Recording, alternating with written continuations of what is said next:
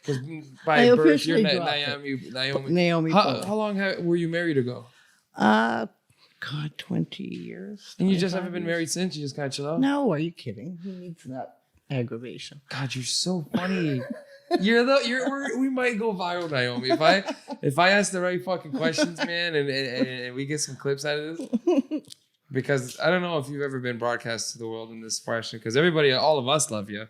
Because we know who you are for your honesty and your truth.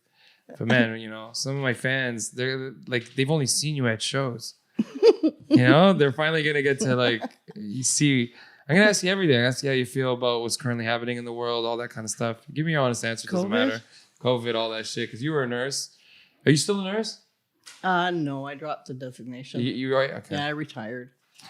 Because you can carry that in, right? I gave my life to it. I think that was enough. Yeah, you're like, it's like what, 40 years? Yeah, well, I graduated in 1970. Ooh.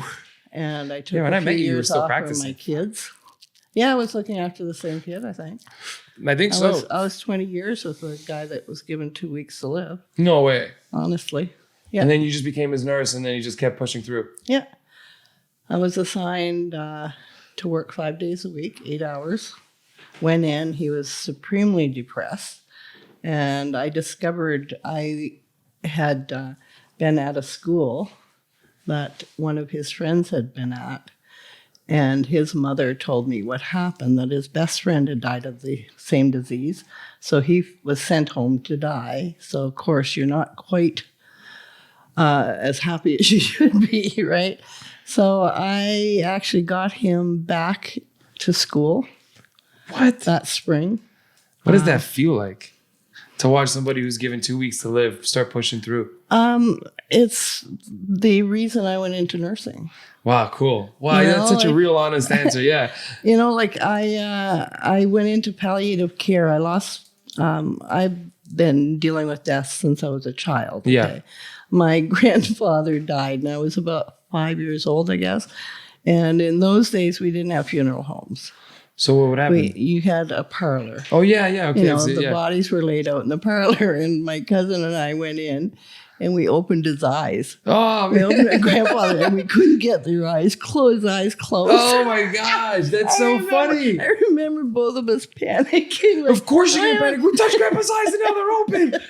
And are you still in there, Grandpa? Gramps, he's in there. He's looking right at us. He's frozen. See, that kind of stuff as a kid, man. Or even as a teenager would have been a fucking hoot. Oh, yeah. So, that was my first experience at 5. Man, that's okay. And, of course, you have, I lived in the country, so you have cats, dogs. Where did you grow up? In the Gaspé Peninsula. Where's that? Oh, my God. Gaspé Peninsula. Gaspé. So some sort of East Coast thing. You know where Quebec comes down, the Great Big Loop, Labrador, into the St. Lawrence River, then you have it come out again into a big peninsula. Amazing. Above New Brunswick. Okay. Wow. And that's where I was on the South Shore, on the Bay de Chaleur. When I went to high school, we used to watch whales. I didn't know New Brunswick was so French.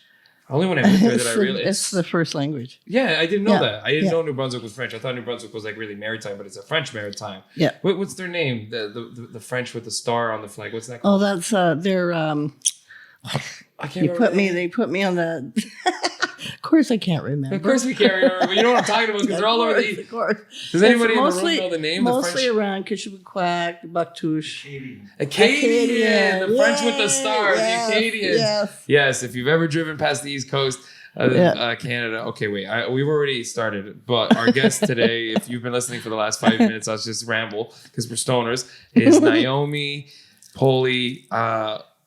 She is a Toronto cannabis legend, activist, advocate.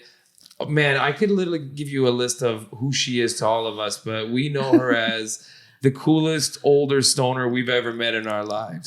Okay, to 95% of people, you never meet anybody over 45, let alone someone who's now in your late 50s? I'm 70. You're 70 or something, right? I'm going to be 73 See, in I've known September. you for 13 years, so in my head, you're always 60, 59 or something. But okay. No, I'm old. You're getting actually old now. Yeah. When I met you, you were just older. I'm in that danger group for COVID. Yeah, you're the danger group. That's so funny, Naomi. You're in the danger group for COVID. How does that feel? it feels like there's a whole bunch of idiots that are out there wearing masks when they're outside and driving their cars. Okay, that's pretty funny, right? Masks to me are just wash your hands. Wash your friggin' hands. Yo, that's coming from a nurse. You're a nurse. You were a nurse for like 40 years. I put a mask on and I touch my face more than I ever did. When you're a nurse and you're wearing a mask, your hands are busy, okay? But when you're out walking or in a store and you feel that and you're like you're always pulling it down. I pull it around my nose constantly. Yeah. I'm always touching it. And it is around the nose because that's where it gets irritating and weird. And that's where all your infection comes from. You wore a mask for years. No. Only in certain situations. Okay. And when you wore the mask in that situation, what was it mainly for? It was to protect a sterile environment. To try to keep it as clean as possible. Of course, because if you're not wearing a mask, you're talking, there's a bunch of shit going out of your mouth. But you're wearing hands like sterile gloves and you're taught how to put them on so you don't contaminate them. Yeah, you're right. You're taught how to put a mask on so you don't contaminate. Like, what is it, like a string thing? Is it like... Well, you do the mask before you do anything, right? It goes on, then you wash your hands. Oh, fuck, okay, that makes sense. Right? You go into the operating room and people dress you when you get in there and they put the gloves on for you. But when you're working in the community, you put your own gloves on, you put your own mask, But I was a family member after 20 years. Of working with the same family. 5 days a week. I arrived there at 7 o'clock. They call you Naomi. Oh, yeah. Yeah. Yeah. Being a nurse in today's culture, and you see everybody wearing masks, and now you're like saying it's silly because it doesn't really prevent anything. Everyone's touching their face anyway. I wore masks in sterile situations. That makes sense. That's what they're made for. And you're in the danger group. Did anything change in your day-to-day? No, not at all. I insisted that we still have people in the house. My daughter freaked.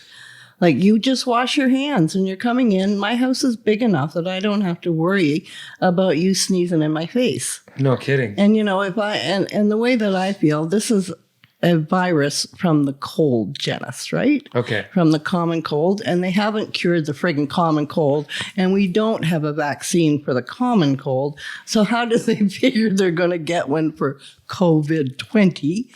Like, I went through SARS. SARS was great. We were all around for SARS. Yeah, what happened to the second wave after the SARS concert? Do you remember that? Now the Rolling Stones rocked it right out of the fuck. Get the fuck out of here, you fucking H1N1. That's what we have to do. That's what we have to do with COVID-20, I guess, is have another big blasted concert. I'm okay with that shit. Anyway. I was really young when the H1N1 was around. Actually, I learned that Chris from Sofa King. Oh, yeah? Yeah, he was hospitalized for that. No. See, nothing funny about that shit. No. But I was traveling on TTC, going in and dealing with somebody on a ventilator. Man, that's wild. So, during the whole H1N1 thing. Yeah. How long did that last? Do you guys remember how long H1N1 lasted? It was a few months. A couple months? Yeah. But there was no lockdown. There was nothing of that. No, just people wearing masks once in a while. Like, there wasn't even that much. No.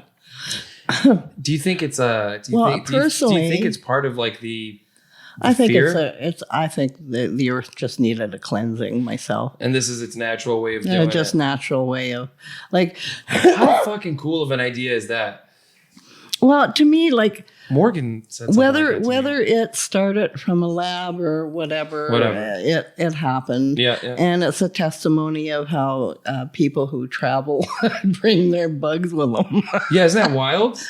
That's like one of the oldest things in history is people crossing the Atlantic or crossing the Pacific and bringing their disease and tuberculosis killed half the natives in North America. Right? Didn't those guys? Yeah, basic and smallpox. Smallpox. There you go. Yeah, they infected blankets. Oh my God! And gave them away to the Indians, yet the natives. How could they do that?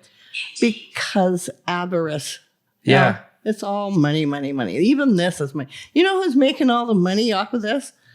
The mask makers. The billionaires who have all the people who own everything. And the Man. and the television, like all the television service providers. Ugh. I've got Crave. I've got it all right now. I know, that's so funny. I've got it all. I went back and got shit that I deleted just so I can watch South Park and shit. That's so fucking funny that you just said that.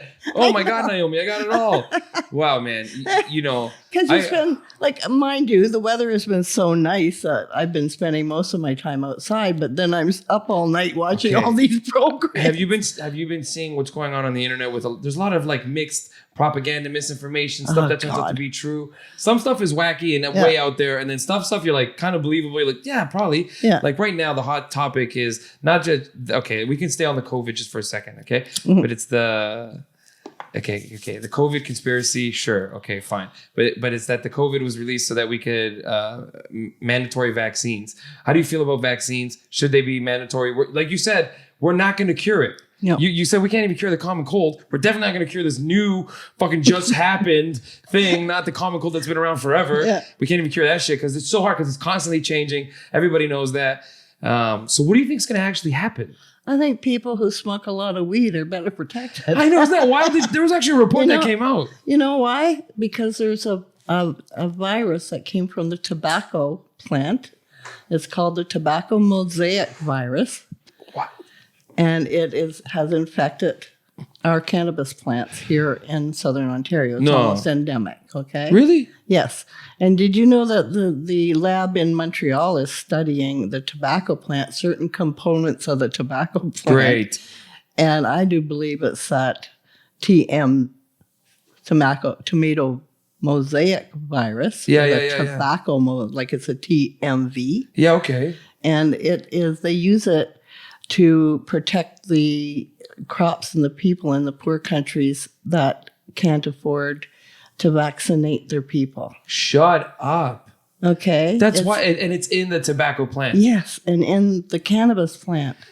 So we are protected against, like, do you ever get a cold? No, I never get that shit. I'm not even a healthy person. Either I don't even eat that all the time. I eat that shit. Like if I can avoid exercise. I know. And I'm like, man, I don't exercise. In the wintertime, always I get some sniffles. I get some sniffles once in a while, because it's like, Well, that's because the furnace just turned on and all the dust came out. God, how funny is that, Man, I get dry. I think that's the sickest I get is literally I get dry. Like my face is dry, kind of itchy. Yeah. But like I don't get sick. I don't get like where you see like people with like towels on their head, like I just can't go to work. I don't get the flu. I don't get. I don't think I've ever gotten the flu. People are always like, you never got the flu. This is the flu, but I never got. Never the flu. had the flu. Like, and I do believe it's because our immune system is so bolstered. No, I'm kidding. By you smoke all this weed all the time. Plant that should have been in our diet. Did you know back in the 40s? The rich Americans, who was the one that robbed the bank with the black guys? Hearst. The Hearst family. William Hearst. Yeah. Who had this paper empire and newspapers and magazines, newspapers. All that shit. Yeah. And his company was being undermined by hemp. Hemp makes a better paper, is cheaper, makes clothes. So that's why he villainizes and everything. He made hemp illegal. And his brother-in-law was married. There's a whole connection with the CIA, with the FBI, with the head of the FBI at the time. It's wild that weed has come so far, even. Yeah. Even with all the fucking rich elite fucks trying their hardest to shut it up. Yeah. Just so many people smoke it on a home quiet basis that they know deep diet. Like this isn't the thing that they're telling us. Honestly, weed is one of the things that opens you up into the idea that the government is probably lying to you about certain things. When I was like 14, 15, we started smoking pot. As a nurse, okay, I was lied to supremely. And the marijuana madness, like that. You were rushed up in that shit. Oh, God. You were like, 60s and 70s, right? Yeah.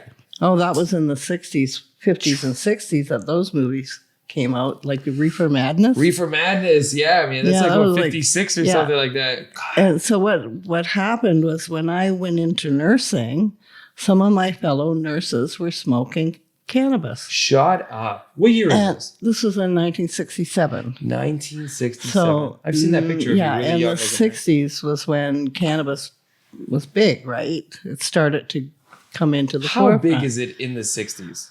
It was at every party. No. Okay. So in 1970, I went to Morocco. Cool. I worked for a bit to earn enough money. I went to Greece when did the tour, you know. Sure, of course. I got into Morocco and smoked a joint for the first time. Like just a straight up cannabis joint. Yeah. 19 what?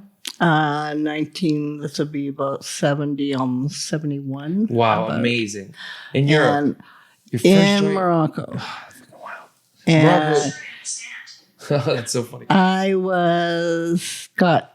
didn't get high at all. Not at all. Because I shared the joint with the guy that sold it to us and my girlfriend. Had no effect because I smoked cigarettes. Really? Yeah, cigarettes get you really high if you smoke remember. a cigarette quick enough, you're getting wrecked. Oh, man. God. The first time you smoke a cigarette, it's the worst feeling in the world. Yeah, what is that? Like, overpowering, puke. like, whoa. Yeah. That's high.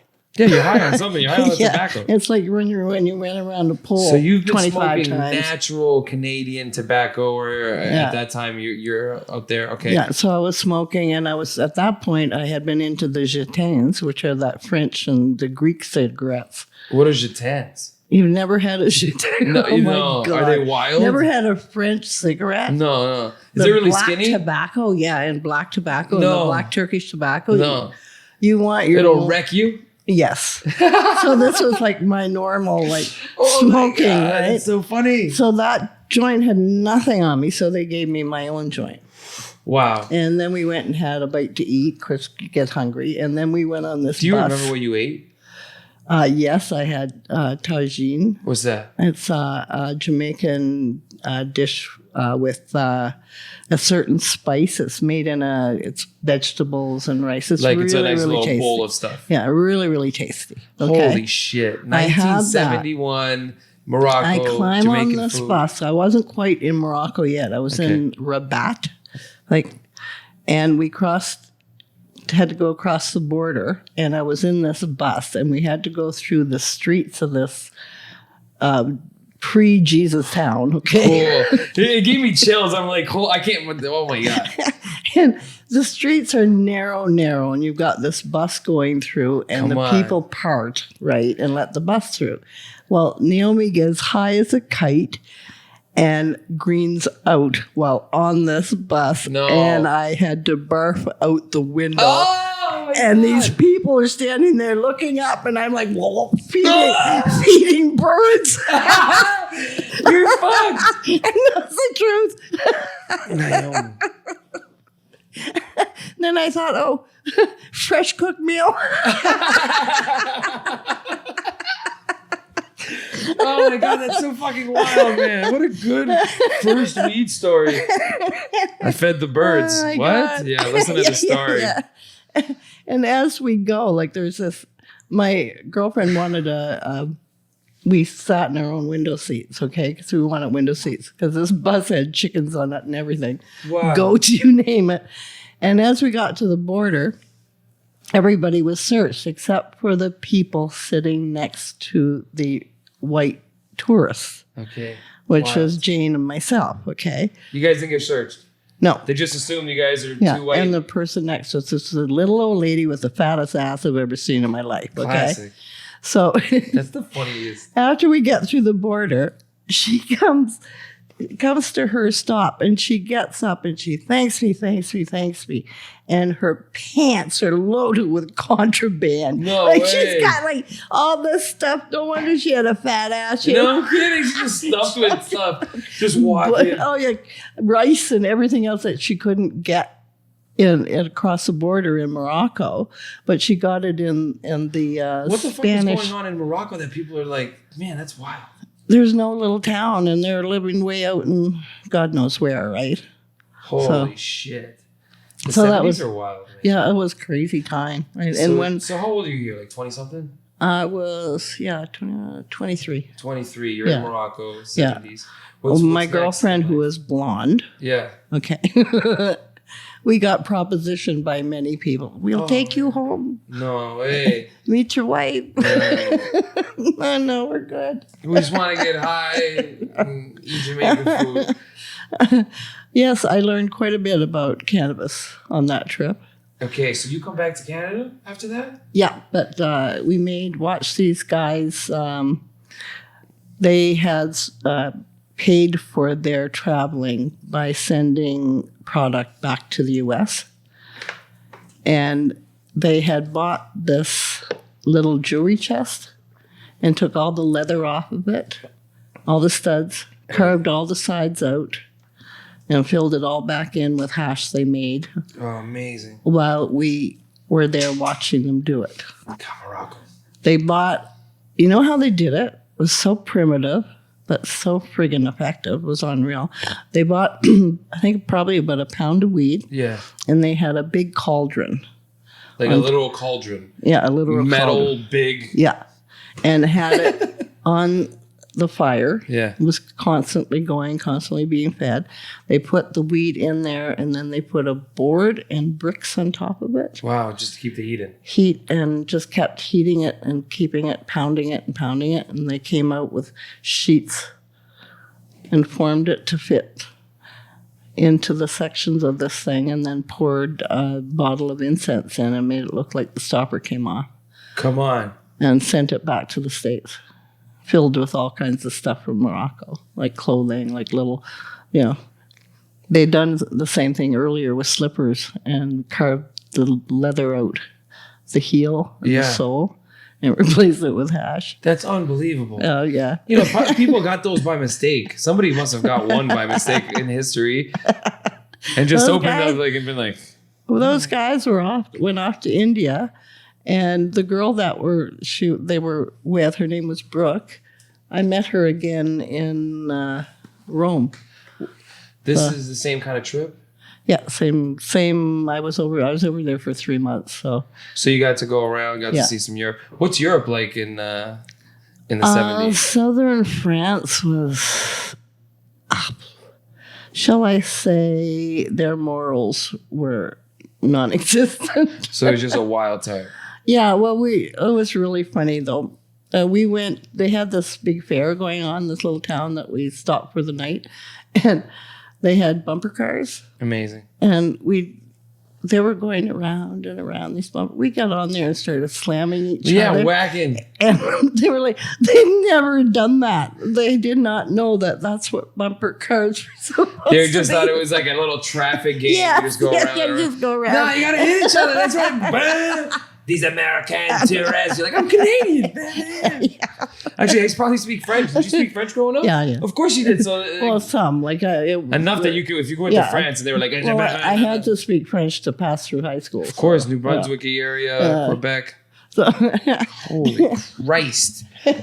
Did you continue smoking weed after that? Yeah. Yeah, when I got back to Montreal. It just became part of your life? Like, you picked up some weed? Well, it was more of a party thing. Like because I drank, I was a drinker, right? Everybody drank in that time. And so it was usually like frat parties and stuff like that. Sure, of course. We'd go over and... Are you already in nursing school? Is that what you went like as a young person? After I graduated, I worked at a couple of hospitals and then earned enough money to buy my ticket and head over. Shut up. So, Then had to wire my father to send me more. Yeah, of course. 3 months, you're like, hey, you guys send me some loot.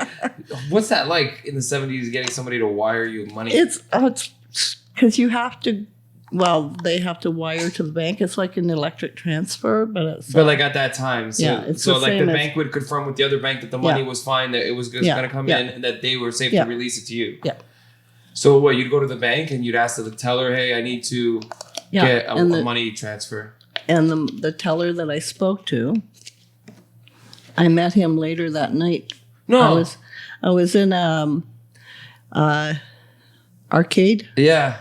And I was playing this game, and I didn't realize how good I was. Nice. I kept racking up free, like I don't know how many free games I had. Just over and over, just having a great time. It was like pinball, right? Oh, my God. Like I was a pinball wizard, and I looked up and I was surrounded by people watching. Just watching you kick ass. Yeah, and I was just ding, ding. And of course, then I lost my concentration.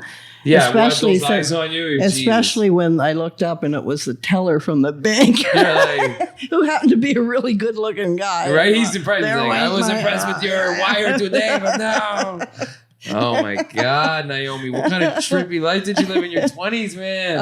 I had fun. I didn't have kids until my 30s. So. Shut up. I know. And then I asked you about how long you've been divorced, and you were like 20 years. I was like, you never had a marriage after? Like, what are you, crazy? I've had relationships. But relationships are fine. But yeah, you never got married again, eh? That's so funny. No. I don't know what the hell you said, but you said something so funny. Like, who needs that aggravation? Yeah, who needs that kind of aggravation? That's the funniest word you get, because that's what it is. Marriage is love, but it's also aggravating as fuck. Well, if you think about it, the joy is a child, right? Oh man, that's the big reward. You know, Danielle and I are very honest about each other, because we'll get into a fight and we'll be like, man, fuck, this would have been way worse if we didn't have kids now. Because now that you have kids, you make sure you stop. Yeah. So that you don't affect the child, because we really love Aaliyah together and we share that. Yeah. Because you can feel it. If you go past this point as a couple and you keep fighting past this, it's going to affect the kid. Because Aaliyah's already creeping into the room, or she'll say, hey, like, stop. We're not even fighting. We're just getting loud or something. Yeah.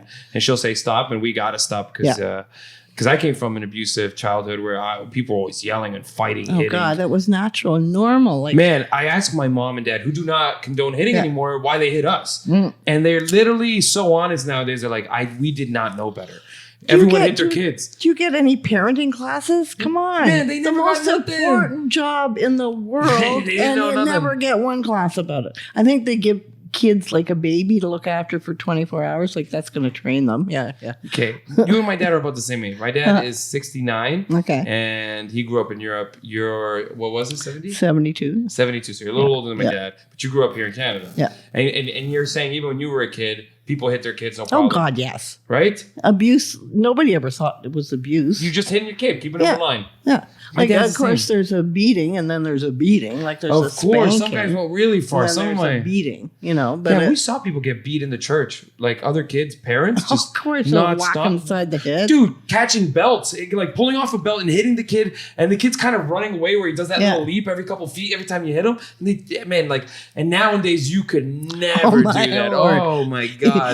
You reach for your belt and imagine reaching for your belt, like just people. Everybody got their cell phone up just there. Whipping the kid. Holy shit, that would be fucking wild. Hey, man. do you want freedom in your life? If you don't want the kid anymore, you can do it.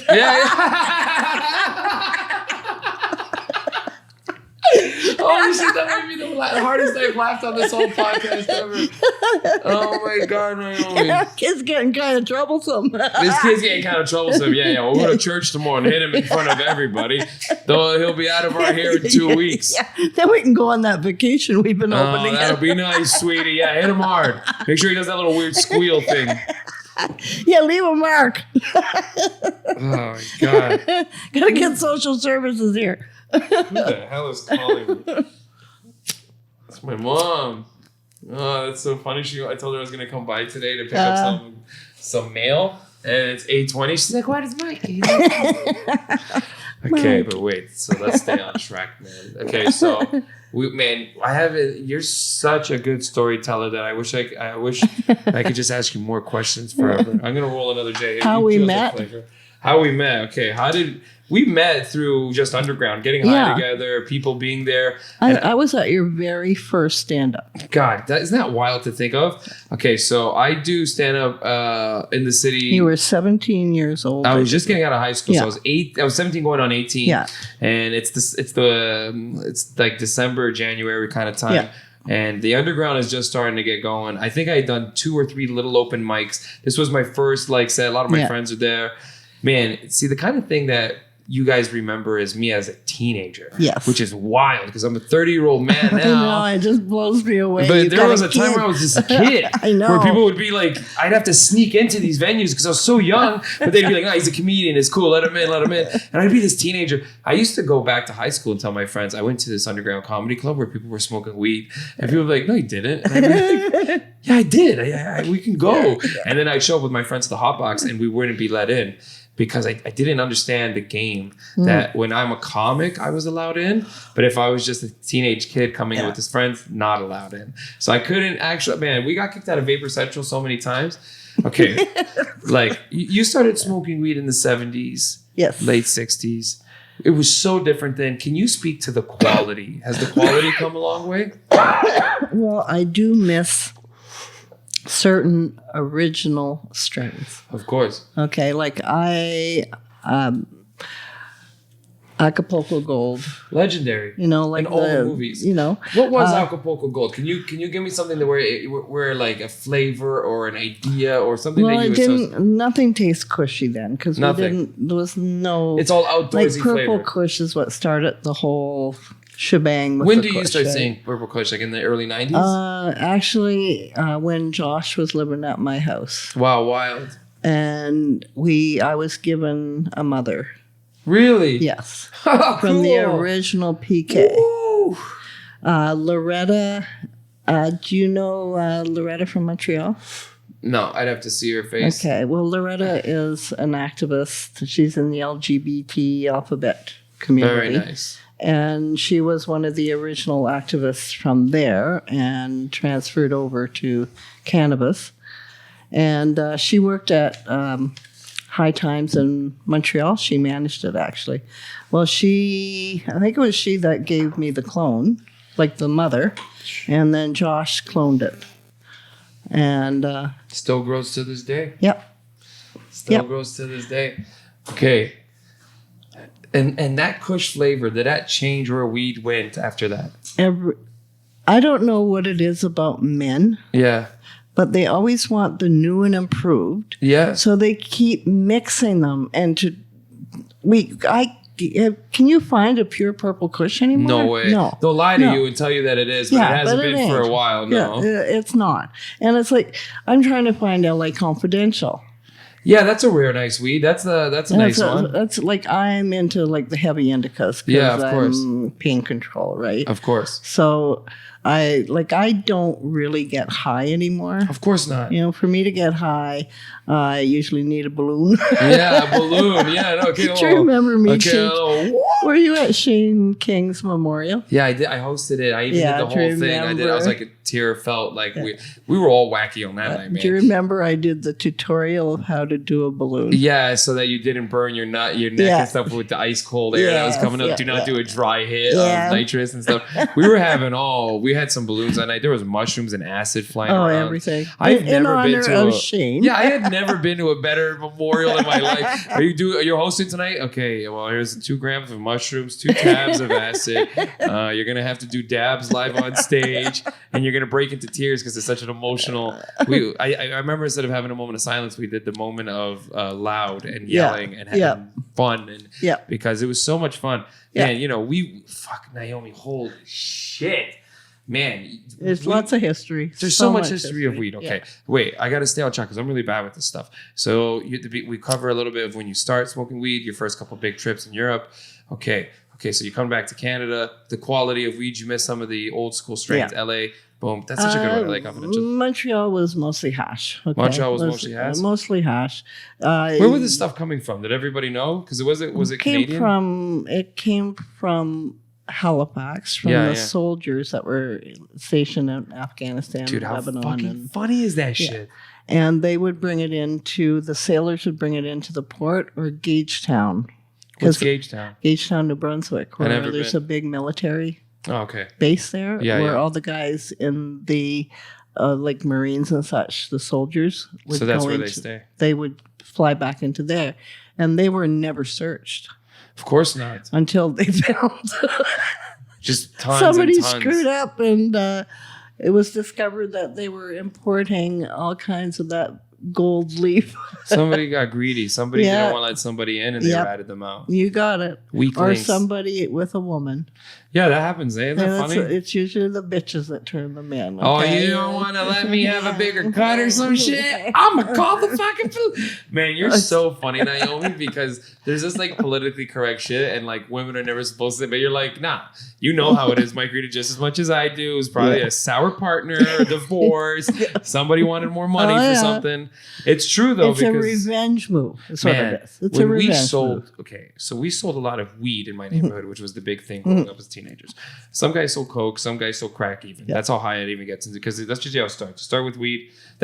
Weed is the gateway drug seller, not the drug for using, but the drug selling for sure. You just start with weed and then you end up selling other things because you can make more. You don't make money off of weed. You don't make money off weed, and the hours of work are very random for weed. Where if you sell coke and crack, you can sell for like 2 hours, make your whole fucking cut, turn off your phone, and then be gone until tomorrow, and be fine. You know, there's a big trade off for that.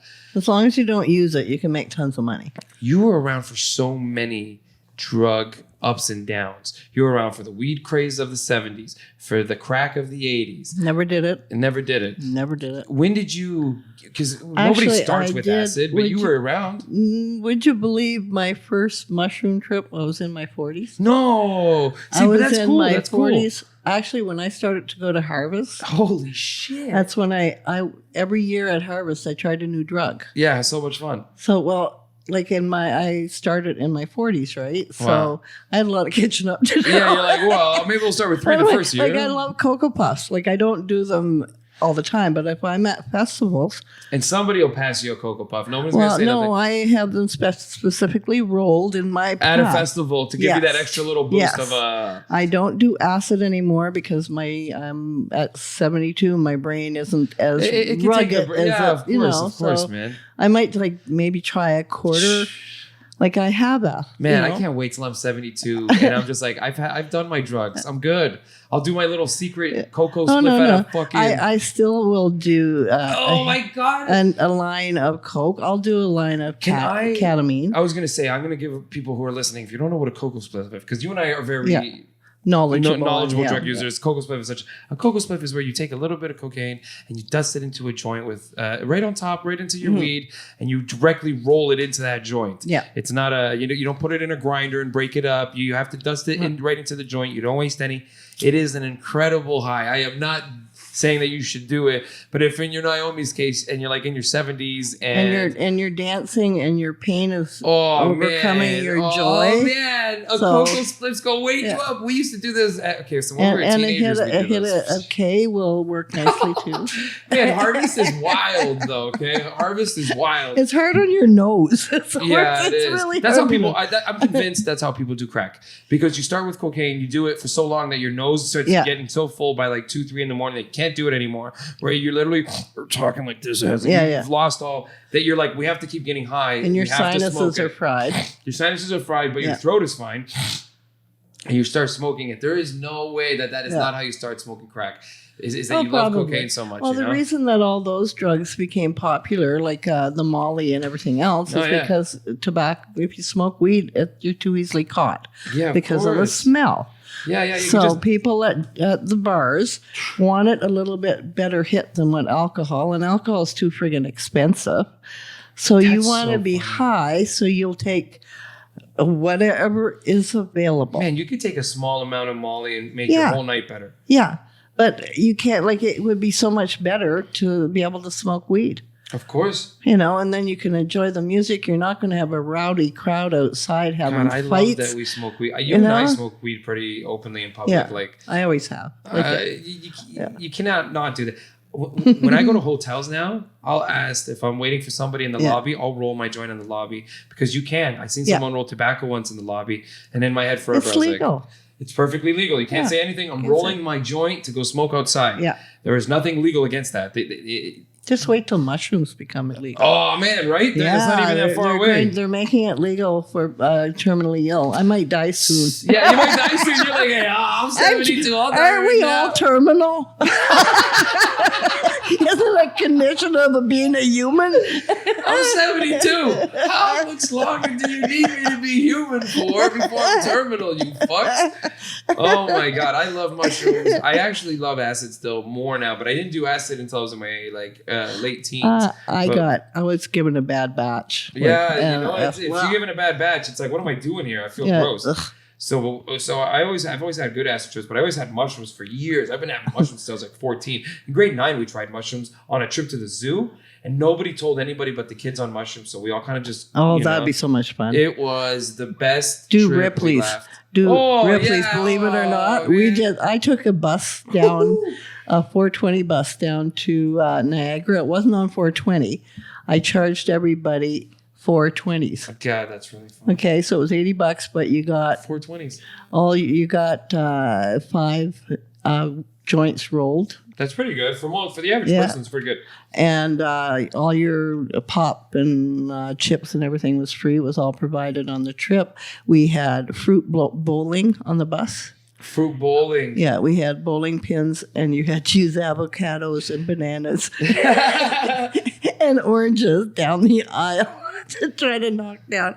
And we also had, this is a time when buckets were... wow. You remember the buckets? Man. People would try to get me to do buckets at the Underground and Vapor. I couldn't do it. Well, the guy that started the bucket thing, Eric Wood. Eric Wood? And did he die? No, he moved up north. Eric Wood? Yeah. I think I know Eric Wood. Yeah, he was, anyways, Eric had the bucket brigade. And if you did a bucket, and he would load it with, oh my God, weed and then hash and then oil. Just to wreck you, man. Just to wreck you. And he'd fill it in the big bucket. Yeah. Big plastic container with a big always. 1 2-liter pop Coca-Cola bottle. thing. Yeah. And he'd pull it up and it filled with smoke, and you had to drop that in one breath. There's no way. And then you were given a T-shirt. Like, I don't know how many T-shirts I have. Yeah, you're like, I don't think we ever really gave those T-shirts away. Nobody was doing those. We gave 5 to Naomi, I think. Well, we had a bucket going up and down in this bus. I could never do that. I bought an ounce of hash to go in the buckets, okay?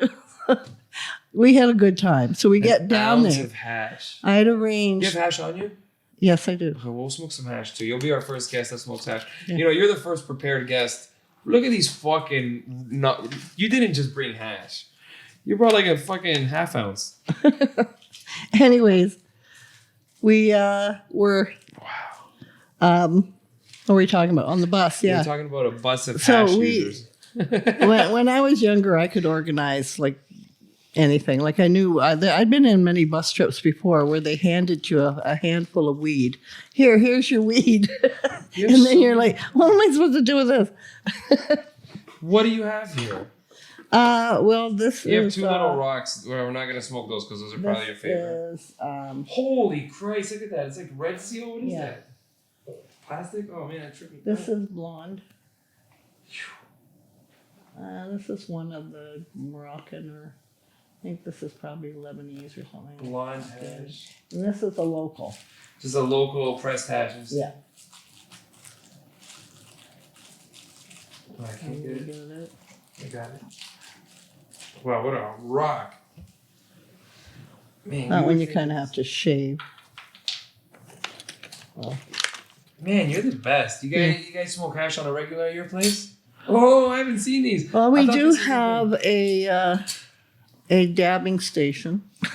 Yeah. You need a dabbing station. Every house should have a dabbing station. Honestly, man, it's good for the whole family. Keep that family docile as fuck. Yep. Okay, look at your 3 little balls. Actually, I keep those there. Oh my God. We'll do some local hash because it's probably the easiest one to replace. Okay. Well, that was produced by a friend of mine. Frig. Of course, his name escapes me. We couldn't even think of Acadia. Of course, I expect to think. You know, it'd be better. Well, what do you got? What do you got? Here, just take a chunk of this. You sure? Yeah. This is soft. I wanted to use your good stuff. Holy Christ. You can smell the hash. That's really nice, huh? Mm-hmm. You're the first guest to bring their own cool smoking thing. This is... Can you smell the Moroccan in that? Let me smell. It kind of did smell... Yeah, it kind of does smell Moroccan. It's pine. Moroccan has a very distinct... Why is that, though, right? That's because of how they harvest. It's usually their epithelials that we get. Explain to me what you just said. What's an epithelial? Epithelials are skin cells. And that's what that is? Probably, because most Europe, like hash from those countries, a lot of times how they do it, like people run through the weed naked and then they scrape it off their bodies. Come on. Because it'll stick to you, right? It sticks to you. You That know what resin. it's like when you're working. Yeah, working with nugs. Have you ever trimmed? Only once. And fresh nugs, you need gloves on or your fingers will be destroyed. You're just completely covered in black ash. Dude, you can take it off after, man. Okay, so you're telling me that a good portion of our hash is probably a nice... Oh, there's got to be contaminants. No choice. Okay, yeah. It's hash. So like this stuff is finger hash. Yeah. So... Literal finger hash. Yeah. You just pressed, eh? And press. Wow. And this is what it comes from. Really? Mm-hmm. This is one of our local guys for sure. Mike Baker, down in Niagara. I don't know. Anytime I think of Niagara. Puff Jam. Puff. Is it Mike Puff something? No, that's the other guy. Do you know the guy that has his little kid with him? You've been to Puff Jam, haven't you? No, I never went to Puff Jam. Okay, well... There's a guy there who has a little kid with him? Well, he was a little kid. He's probably not a little kid anymore. Not a little kid. Man, that's really nice, eh? Okay. What's the best way for me to put this in your pipe right now? Give me your hash secrets. Okay, well, what I like to do is start off with a little bit of kith. So we're here smoking weed with our guest Naomi today. I hope you've been enjoying so far. We're about to do what I refer to as the Naomi toke. When we used to chill at the lounge, there would be a pipe going around. Oh, I remember this one. So you heat it up and then you press a button and it like blasts you. Oh my God, Naomi, you're such a fucking cool stoner. This is like have you ever smoked a steamroller? No. This is what it's called, a steamroller. I fucking hate all these weird internet ganja grandmas now because this is old. This is an old technology. The little like smash. Look at that. She got her own little keef spoon, everybody. Okay, so people who are listening right now, Naomi is loading her own pipe that she brought with keef that she's also going to put hash in because she doesn't like to just put hash. We can only dream to be this cool. Right? If you've got a bong. But we don't always got bongs on the go. Sorry, I was mixing it in my fingers to get it warm, but I don't know. You want to hold it? Sure. If you want to, you just break it. I'll hold it and you break it up into little pieces. Okay, you hold that. Just little tiny little chunks. Yeah. So you've got air flow in between. Okay, I'm going to just do it. So right now we're breaking up hash into a pipe and we're blessed, man. This is such a cool experience. Naomi, and this is a La Fuma pipe. La Fuma pipe? And if they're watching, I think I should be your rep in Canada. Because you use their pipe all the time? Everybody who sees it and uses it loves it and wants one. As soon as you pulled it out, I seen it. I have a friend in Nova Scotia who actually went to the company and ordered it and got one. Okay, see. People used to do that when I first started bringing around crushed grinders. Okay. The little square grinder. I've got your first grinder.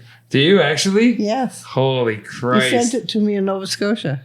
I was down there visiting my daughter. Oh my God, when I did that little run of grinders, man. Yes. Holy shit, Naomi. I gotta tell you a secret. I think because you kind of got in on it late or something, and I got you one anyway. I didn't even give a shit. I think I canceled somebody else's order, and I was like, no, I'm sending one to Naomi. Yeah, that's cool merch. I even autographed it. I think or something, man. Yeah, you did. Naomi, man, that's a cool piece of merch. You just made my heart all fucking warm. What'd you do during the 80s? What the hell was going on during the 80s in your life? The 80s, I was living in Windsor. Yeah. And working night shift. Man, Windsor's bikers and shit like that in the 80s? Oh, I lived right around the corner from them. Right? I was like, right, that's what Windsor's known for in the 80s.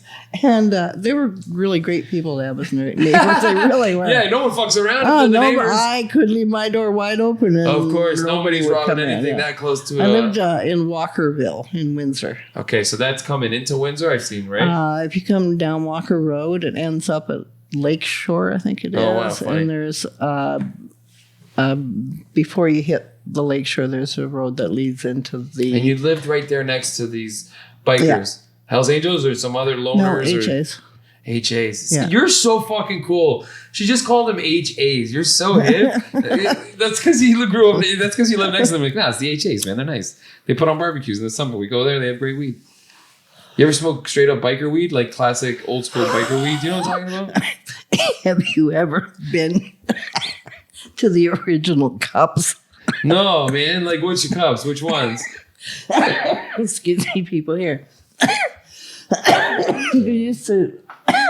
So how do I do this? There used to be. You light it. Okay, then you press that button. Oh my god.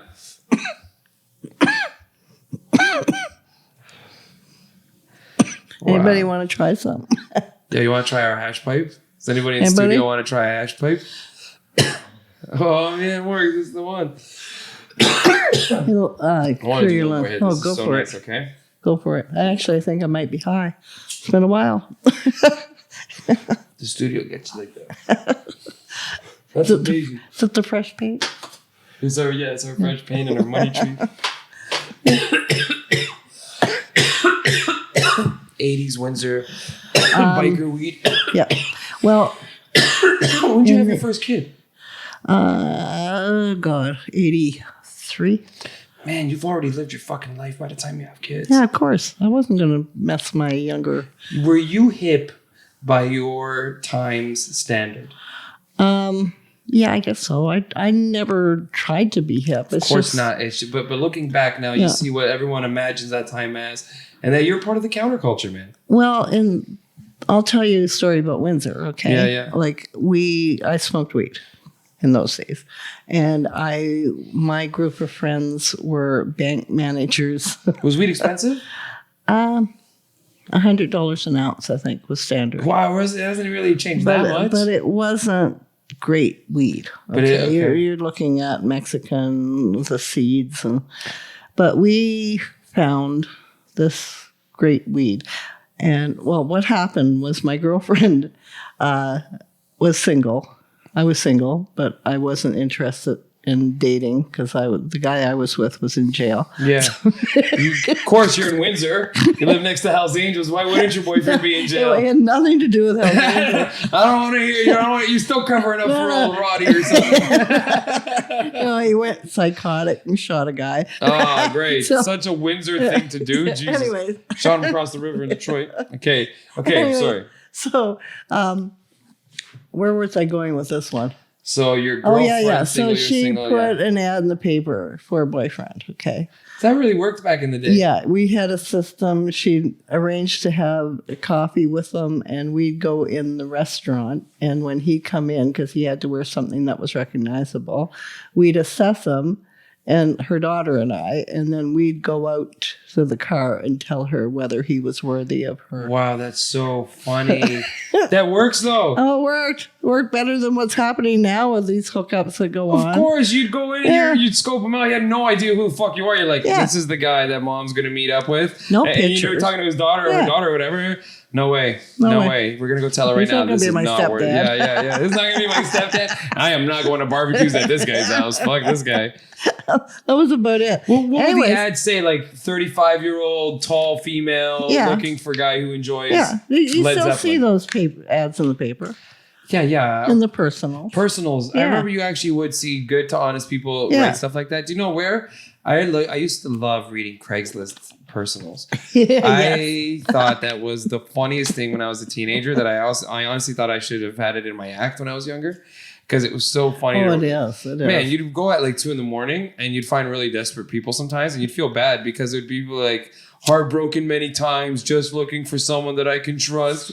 And you're like, for fuck's sakes, man. Craigslist at 2 a.m. is not going to be the place that gets you the fucking love you're looking for, you stoners. Okay, but...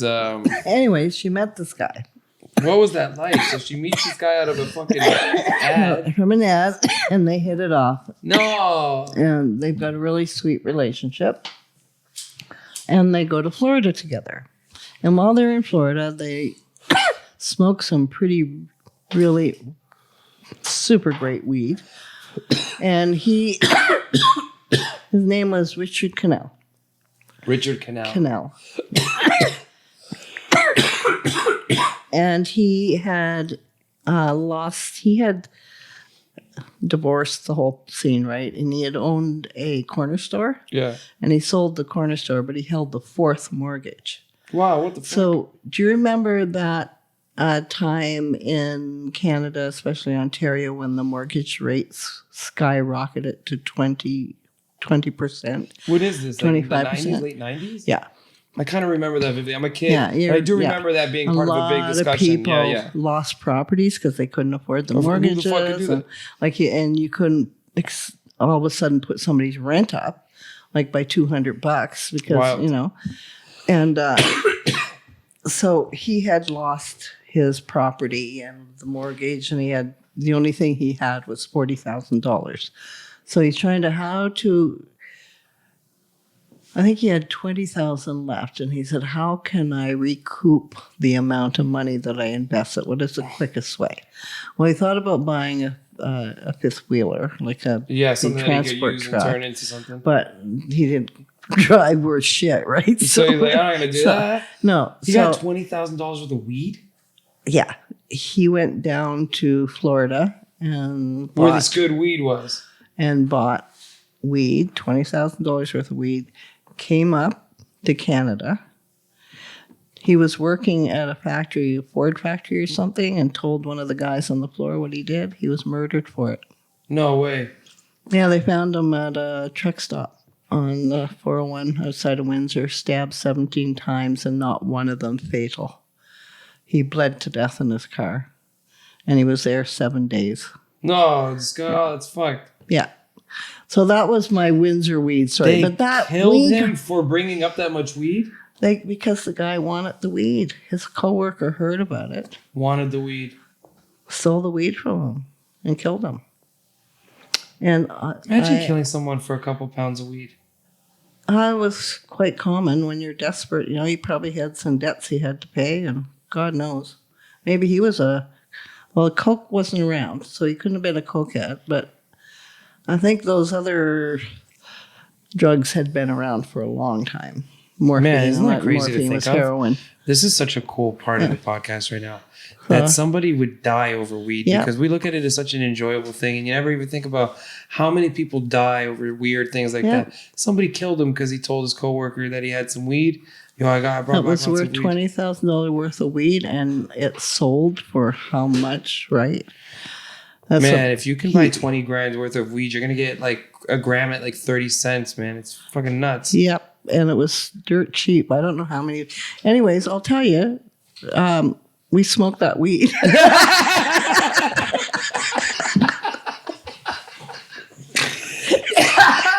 We called it the murder kush.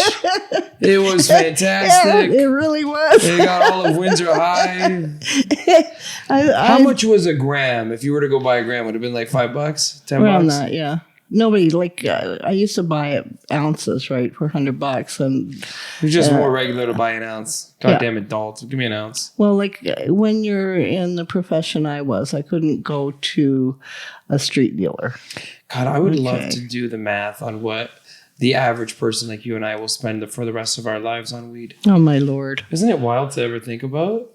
Back when I was working full time and did not belong to a collective. Yeah. I was paying $200 an ounce, and I was buying a quarter pound every 2 weeks. Every 2 weeks, a QP. Yes. Rolling joint after joint, just getting high whenever you felt like it. Who gives a shit? I'm an adult to do whatever the fuck I want. It was pain, right? Pain control. Like I smoke all the time. You were a patient? I'm medical. Even right now? Yeah.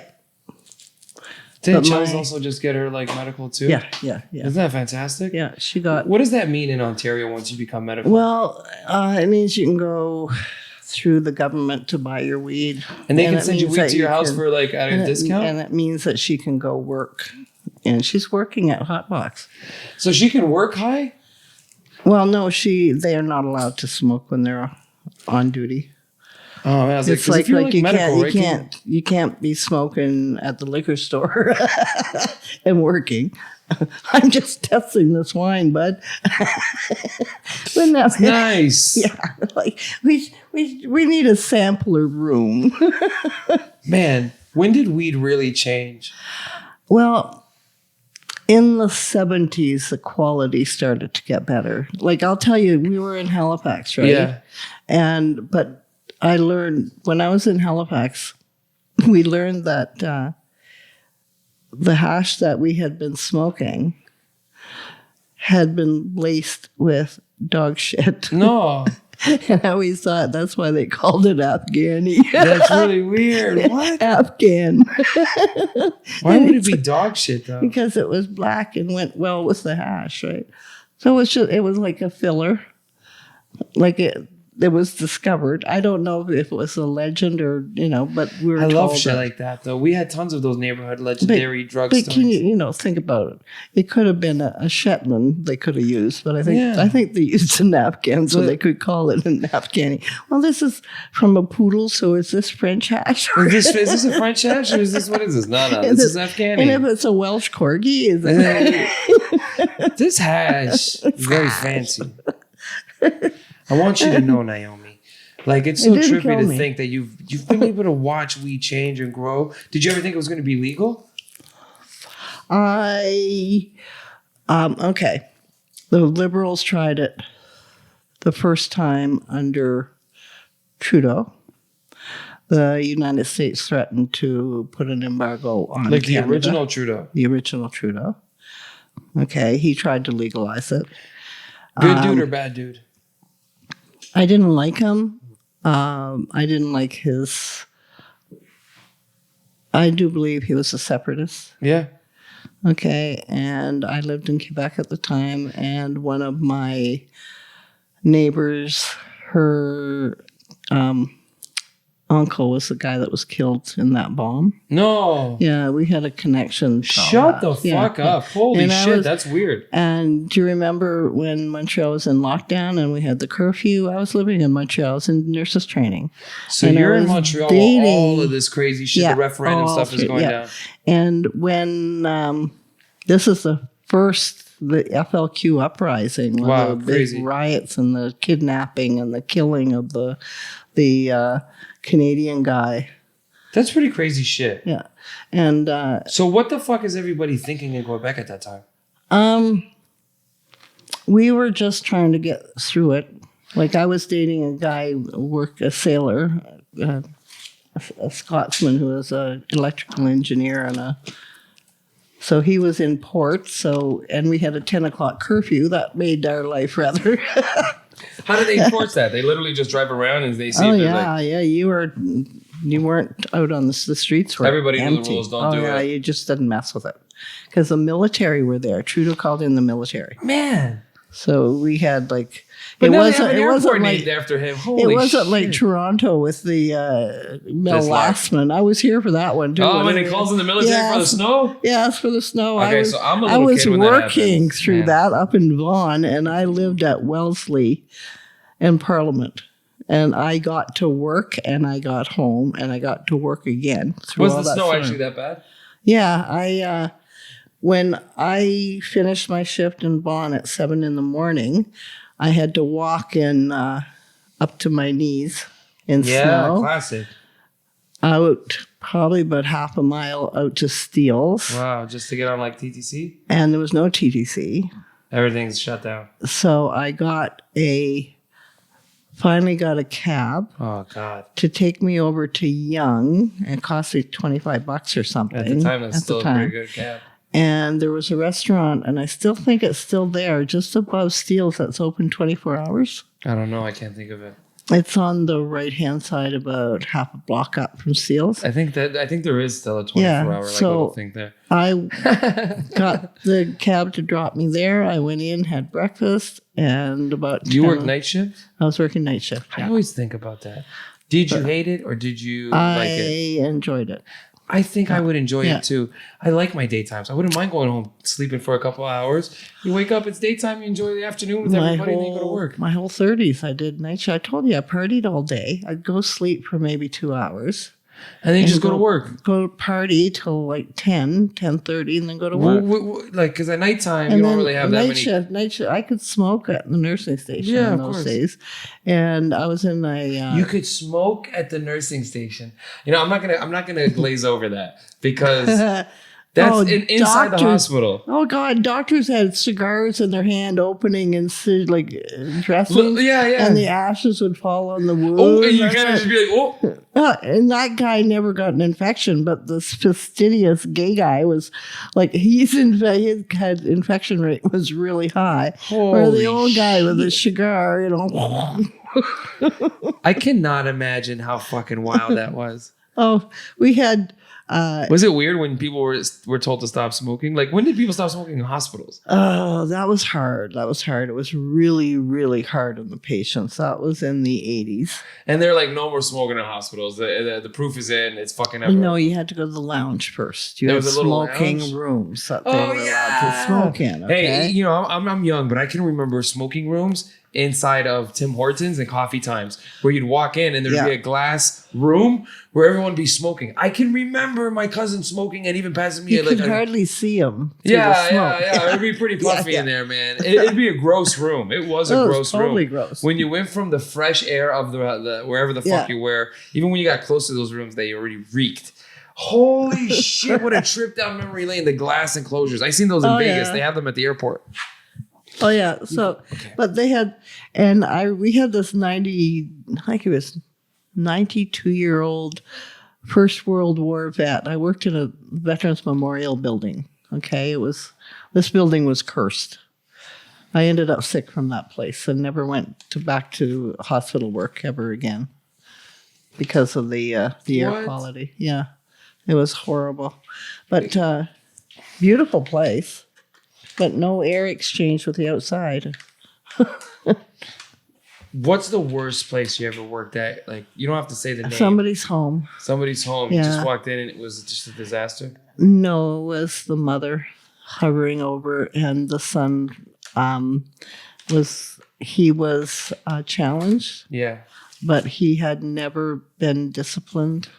He would rip your glasses off. No. Without provocation. Like, you'd be doing something with him, like giving him a feed because he had to be tube fed through his stomach, and she used to make his food too, which was another gross thing. And you had to try to squish ground up meat and peas and potatoes through a tube thing. Yeah. Like you're so fucking I got funny. Really strong. Of course, you're like, you like those peas and carrots. And oh, God, this is gross. Every nurse is actually an actor. We have to be. My cousin said that to me once. My cousin Kim is a nurse, and she said, "You don't know how much you just have to put on a regular face and pretend like whatever you're going through is normal." And I was like, "What are you talking about?" She's like, "You just walk into a situation, you don't know what the fuck is going on, but you can't let the person know that." Can you remember some of those situations? Oh God, yes. What are some most of them your are funny. Most of them, even I remember more of the funny ones. And I remember we had this old guy who's a patient. This is in Montreal. I worked on orthopedics and plastic surgery. And this 92-year-old trying to grab the nurse's ass. Because we had our rooms. 92. Our rooms were like 4 beds, right? And the beds had a curtain. You remember the curtains in between the beds? It's just a curtain and maybe this much room. That doesn't happen anymore? They try to avoid it because that's how infections spread. Shut up, really? If you think about it.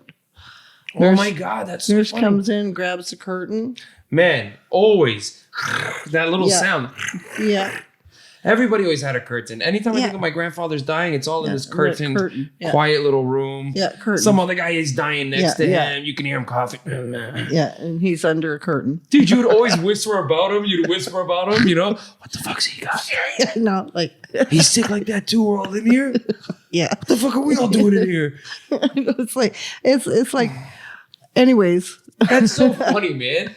The conversation next to the person dying when you're with your dying person. Yeah, you're with your dying person. It always happens. Like I was at my last time in the hospital after I got hit by the bread truck. That's fine. I was in St. Mike's.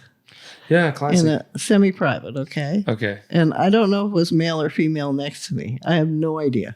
Just behind a curtain. Just behind a curtain. And like I insisted to get up and go to the bathroom the next day. They wanted me to use a bedpan. No way. Like, yeah, what's that like? Because you worked in a hospital Yeah. for years. You're like, I know I can say yes and no to whatever the fuck I want here. anyways, I got up and went to the bathroom and I was out of there in 3 days. And did you not know they sent a geriatric addiction specialist in to see me? Of course, you're an old cannabis user. Because 20 grams of cannabis is an awful lot of cannabis to use in a day. But is that what you told them that you use, or is that your medical license? That's my license. I've got an actual prescription. Do you smoke 20 grams Yes, a day? I pretty much do. Yeah. Holy fucking shit, Naomi. Like if I'm not smoking a joint, I'll be like I'll do dabs every now and again or eating something. I've got Man, that's so cool. Do you take naps though? no. Holy shit. I'll take a shot of this. RSO? Yeah. If you don't know what RSO is and you're listening, that's Rick Simpson oil. Rick Simpson oil is the most full everything. It has everything that you could hope to God cannabis has in it to help the human body. It's a wild oil. Look into it. Rick Simpson oil says you can cure pretty much anything with it. And Ellen Park is a testament to that. I roll with pre-rolled filters, okay? And I use a sushi mat to roll. Wow, classic. Just like you would roll, but I've got the sushi mat to hold it in place probably like a dollar bill or something. That's hilarious. But it gives me stability, and to keep the size uniform, I have these pre-rolled filters, these things. Yeah, they're so nice. And I can't find them in the city anymore, but I know that Habibi, they sell them, so I ordered 10 of them. Amazing. 10 bags, and they're decent. And you saw this. And they just come like that? They come in paper bags, like in sacks, but I put them in a little like to-go container. Mr. Kush VIP gummy container. Shout out to Mr. Kush, that's a homie. And so he has on his website, he also has cannabis products. Yeah. So he had cherry oil. What's the cherry oil like? The cherry oil is, well, if the packaging is, okay. You see the color of it? Yeah, it's a dark oil. Yeah, it's, you want to taste it? How do I do it? Just like under the tongue kind of thing? On the finger? Yeah. It's so thick. Drop a little knuckle in it. Oh my gosh, so thick. I can't taste it. Could also rub it on your joint too. Like oil. It's oily. You put it on, just scrape it off on your teeth, and then your tongue will. Yeah, I see what you're saying. That is a better way instead of rubbing it on the bottom. Man. It is the mucous membranes that absorbs it, mind you. So. You told me about that one day. I was like, does that really work? You're like, of course. That's how you get high, Mike Rita, is your thin membranes. I was like, what? You're like, yeah, put it under your tongue. You were doing oils back in the day. Already. Oh, yeah. You already had oils before anybody had oils and tinctures and all that kind of shit. Oh, yeah. They made oil. I grew Holy fuck, that's so strong, huh? I grew. What the fuck? You gave me nothing. I can't believe how strong that is. I grew, I think 3... I don't know how many plants, but my basement was loaded with weed. Just full cannabis plants, different strains, whatever the fuck. We had a friend of mine gave me seeds. She was an Australian who was over here singing. I don't know if she's still here or not. I can't even remember. She was singing here? Yeah. She was growing some weed too? And she brought seeds from Australia. Good weed? Australia's got it NIMBY. Wherever the fuck they all smoke weed there. My girlfriend went there and brought me back stuff. And, fucking NIMBY. NIMBY, Australia. And anyways, we grew the seeds. And this plant was friggin' gorgeous. That was gorgeous. Anyways, that crop saved my life because I ended up, with the last crop, I ended up having to have emergency surgery. Yeah. And couldn't work for 3 to 4 months. And with no income. So the weed paid the rent. Paid the utility bills. I got a bad credit rating because best way to preserve your identity. Yeah. Bad credit rating. Yeah, no kidding. Who the hell wants to steal my identity? What's that? 410? Get the fuck out of here. You can't buy a house with my name on top. Fuck, Naomi. We have to end this shit. And I wish we didn't. We barely even, got there. You totally glazed over. She said she got hit by a bread truck. Oh, what? That's because I know her personally. I didn't even think about it. You want me to talk about the bread truck injury? It was a Wonder Bread truck, and I have celiac disease. Yeah. So which means what? I'm allergic to wheat. No. The irony in all of it. Oh, you don't want to eat us? We'll kill you another way. Oh, Wonder Bread truck hit you right outside of Vapor, right? Right downtown? No, it was down right at the corner of my house. It was right by your house. I thought you got hit downtown. 6:30 in the morning. Shut the fuck up, man. On my way to work. That's why you got to stay in bed. What the fuck? This tree just scared the shit out of me. Listen. You got hit at 6 in the morning. Yes. Instead of, and normally you're sleeping at 6 in the morning? No. I was on my way to work, and my phone was on the charger. You never went back to work after this, did you? No, couldn't. Anyways, I threw my phone in my purse because I'd been at a party at Planet Paradise. You were at the a night party? Before. Yeah. How old are you? 72. If there's a weed party, I'll be there. You're the fucking best. I'll provide. So I'm coming out of this party. I'll provide the acid, the mushrooms, and the balloons. The balloons, man. The balloons. And safety first. Okay, so you're coming out of this party. You're coming out of the party early morning? No. When I'd been at the party that night, I had slept in a little bit. So I just grabbed my phone, threw it in my purse, went to the bus stop, went to cross the street to catch the bus when this bread truck decided to cut his turn really sharp right into me. And next thing I knew, I'm lying on the ground on the railway tie. No way. Yeah, on the holy shit, westbound railway tie too, which means that he hit me. He went into the wrong lane.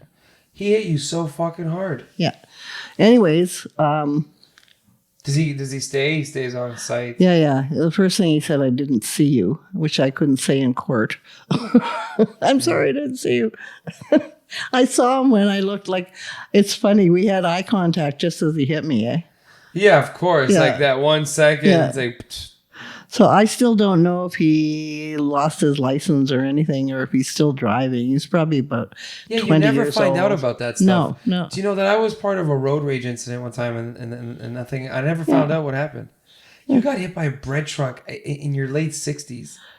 Yeah, I was 69 going on 70. Holy shit. I remember that being huge. You had a broken arm or something. Yeah, in my recovery, I fell off my electric bike. Oh, yeah. And did a spiral fracture, which normally takes surgery and a rod, to heal. They put me in a weighted cast for 2 weeks. And then I had a brace. You got your weed recovery. Look at that. And I got a bulge where the bone grew. Sure. And I have osteoporosis. So your bones hurt? It means that my bones are porous. Oh, yeah. So they're I don't take up because I have celiac disease, which prevents me from taking up calcium and different things. So I have to have iron, I have to have B12 injections and all this shit. Okay? Naturally, just put into you. But I heal so friggin' fast, like that incision. You're a trippy person. You got hit by a fucking bread truck in your 60s. Yeah. And you laugh about it. Yeah, of course. Well, I think the irony is hilarious because the celiac disease. You're allergic to wheat. Okay, here you go. Here you go. We'll Actually, Jeff Paul used that quite a lot. I love that though. Okay. Okay, perfect. Is that like a cutaway point? Can you edit back in? We didn't even try any weed. That's what happens. Okay. I didn't even tell you about my days at G13. And We're gonna bring you back now. I was excommunicated. You see? We have more stories. From the cannabis We're going to church. post this and people are going to lose their fucking minds, first of all. Especially because you said masks don't work. There's just people frothing at the mouth waiting for like Danielle, my wife is like she's heavy into the conspiracy right now. So she's like, masks are for sure not working, Mike. It doesn't make any sense. People are touching. She says all the time, people are touching their face. Yep. That defeats the whole purpose. The germs are right there now and on your face. You're gonna get okay. But we're gonna save it for another interview. I'll come get you another day. Okay. We'll do my Naomi part 2.